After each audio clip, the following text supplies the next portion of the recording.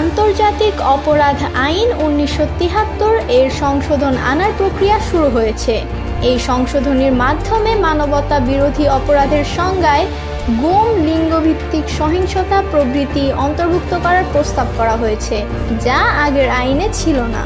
কোনো রাজনৈতিক দল যদি এই আইনের অধীনে কোনো অপরাধ করে তাহলে সে দলকে 10 বছর পর্যন্ত নিষিদ্ধ করার প্রস্তাব রাখা হয়েছে।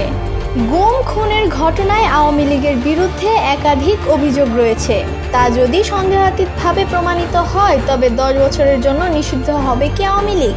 1973 সালের আন্তর্জাতিক অপরাধ আইনে এ পর্যন্ত কয়েকবার সংশোধনী আনা হয়েছে। বিগত আওয়ামী লীগ সরকারের আমলে 2009 সালে প্রথমবার, 2012 সালে দ্বিতীয় সংশোধনী, 2013 সালে সর্বশেষ সংশোধনী আনা হয়। 2024 সালে নতুন করে যে সংশোধনী প্রস্তাব আনা হয়েছে তাতে গুমের অভিযোগ যুক্ত হওয়ায় আওয়ামী লীগের জন্য চ্যালেঞ্জ হতে পারে ভবিষ্যৎ রাজনীতি। তবে বিচার কার্যক্রমের স্বচ্ছতা নিশ্চিতে ট্রাইব্যুনাল চাইলে শুনানি সরাসরি সম্প্রচার করতে পারবেন। অভিযুক্ত চাইলে তার পক্ষে বিদেশি আইনজীবী নিয়োগ দিতে পারবেন।